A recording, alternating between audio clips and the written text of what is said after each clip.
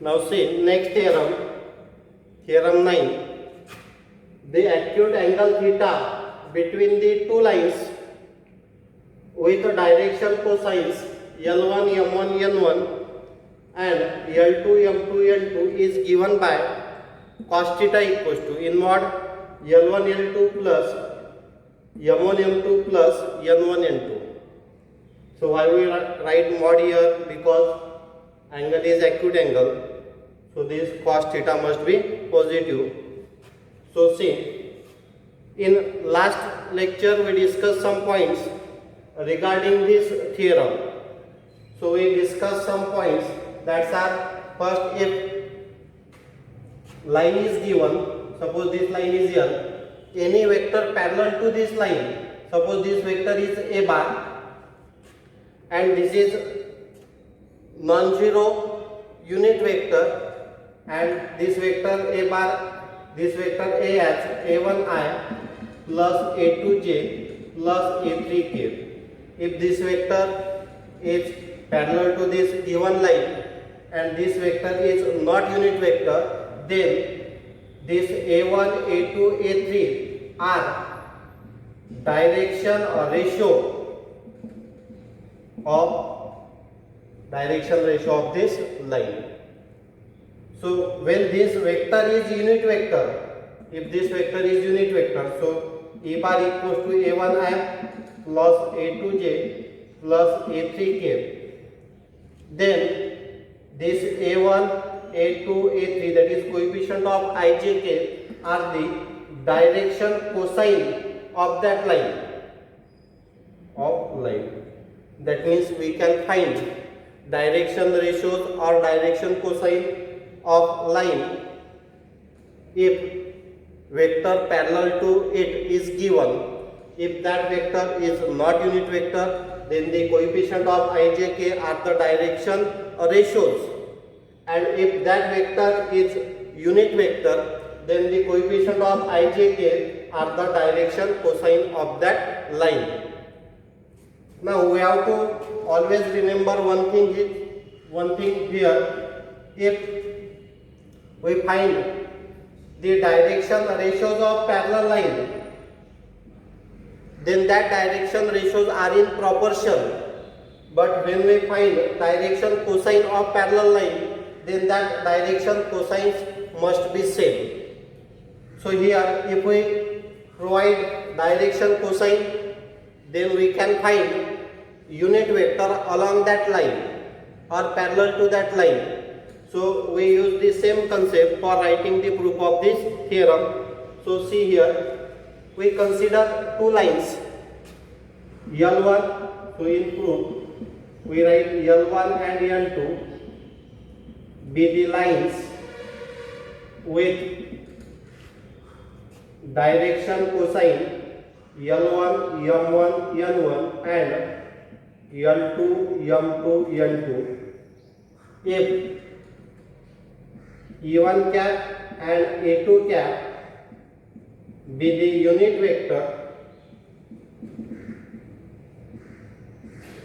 along these lines, then, so from this discussion we can write this unit vector by using this direction cosine. So we get here E1 cap is equals to L1i plus M1j plus N1k and E2 cap is equals to L2i plus M2j plus N2k. Now we have to find the angle between these two lines. That means find the angle between these two unit vectors. So we use definition of scalar product.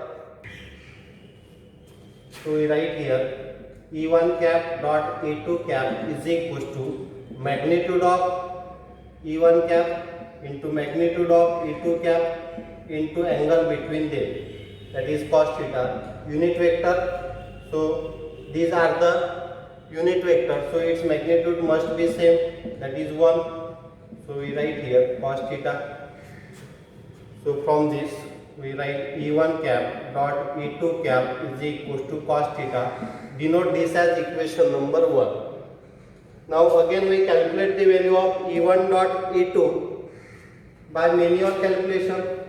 So E1 cap dot E2 cap is equals to substitute the value of unit vector E1 as L1I plus L2j, sorry, L1I M1j plus N1k dot L2I plus M2j plus N2k. Now multiply these two brackets. When we multiply by L1I to each term of second bracket, so first we get L1 into L2 I dot I. Then the remaining terms we get 0 because I dot j is 0, I dot k is 0. So we write I dot I. Then multiply by M1. So we write these two terms as 0, or you can write here for your convenience L1 M2 I dot j,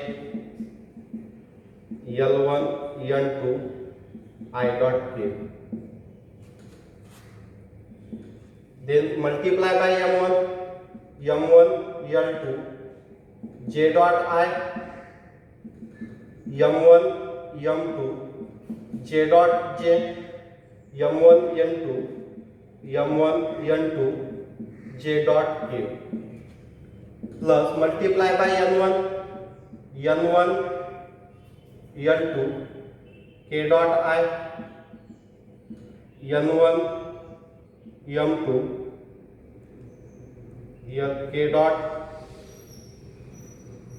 k dot j plus N1 N2 k dot k.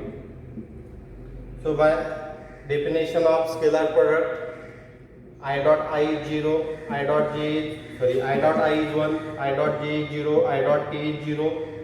So we write here only L1 L2 into 1. So L1 L2, this term is 0, this term is 0, this term is 0, and this is M1 into M2 into 1. So we write M1 M2 plus this term is 0 because I dot k dot I is 0, k dot j is 0. So we write directly N1 N2 into 1, that is N1 N2. So denote this as equation number 2. You can write in exam, if this theorem asks, directly L1 L2 plus M1 M2 plus N1 N2 equals to 0. Now from equation 1 and 2, we say here, this is the value of E1 dot E2, this is also value of E1, means LHS is same. So RHS must be same. So we write cos theta is equals to L1 L2 M1 M2 plus N1 N2. Now we have to write modulus because angle is acute angle. So we write here cos theta is equals to mod of L1 L2 M1 M2 N1 N2 since theta is acute angle. Since theta is acute angle. So in this way we can write the proof of this theorem. So you can write the proof in this way that written in this slide. So see points related to this theorem for solving the problems. See the first remark.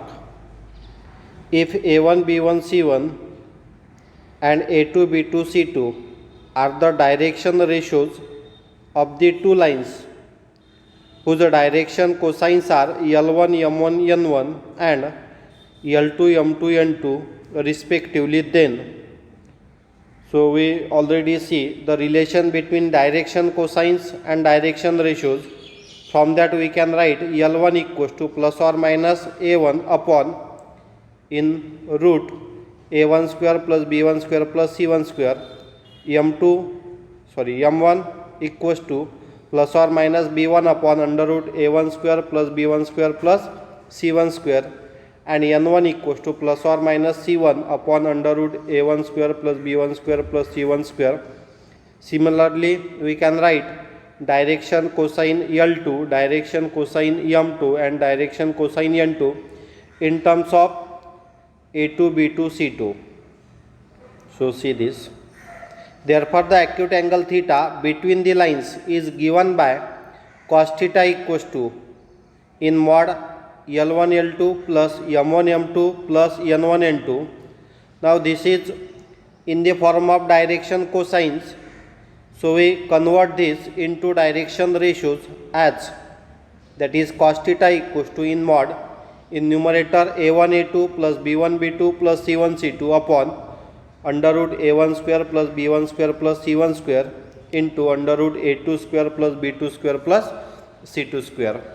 So if direction cosine is given, then we use this form, that is L1 L2 M1 M2 N1 N2 form, and when direction ratios are given, then we use form A1 A2 plus B1 B2 plus C1 C2 upon under root A1 square plus B1 square plus C1 square and under root A2 square plus B2 square plus C2 square. If theta is not mentioned as acute, then we have to take plus or minus sign, because we already see that angle between two vector is either acute or obtuse. So cos theta equals to plus or minus when theta is not mentioned, either acute or obtuse. Now see conditions for parallel and perpendicular lines. Condition for parallel and perpendicular lines. If two lines are perpendicular, then theta equals to 90 degree. Therefore cos theta equals to 0, because cos 90 is 0. So when acute angle or angle between the two lines is 90 degree, that means that two lines are perpendicular. Therefore cos theta equals to 0. That means from theorem cos theta equals to L1 L2 plus M1 M2 plus N1 N2 equals to 0. So we write here L1 L2 plus M1 M2 plus N1 N2 equals to 0, where L1 M1 N1 and L2 M2 N2 are the direction cosine of the lines. That means when we have to show the given lines are perpendicular and we know the direction cosine of that line by L1 L2 plus M1 M2 plus N1 N2 equals to 0. If A1 B1 C1 and A2 B2 C2 are direction ratios of the line, then these lines are perpendicular if A1 A2 plus B1 B2 plus C1 C2 equals to 0. That means when we have to show the given lines are perpendicular, we can show only if direction ratios of given line are given as A1 A2 plus B1 B2 plus C1 C2 equals to 0. Second point, if the two lines are parallel, then they make same angle with XYZ axis respectively. Therefore their direction cosines are same. Hence if two lines have their direction cosines L1 M1 N1 and L2 M2 N2 respectively, then these lines are parallel if L1 equals to L2, M1 equals to M2, N1 equals to N2. That means when we have to show the given lines are parallel and if direction cosine of that lines are given, we have to show only L1 equals to L2, M1 equals to M2 and N1 equals to N2. If A1 B1 C1 and A2 B2 C2 are the direction ratio of the lines, then the above condition take the form A1 upon A2 equals to B1 upon B2 equals to C1 upon C2. That means for showing the given lines are parallel, if direction ratios of that line is given, then we have to take its proportion and that proportion must be same. That means A1 upon A2 equals to B1 upon B2 equals to C1 upon C2. Thus the direction ratios are proportional if lines are parallel. So we have to use these conditions while showing given lines are parallel or perpendicular.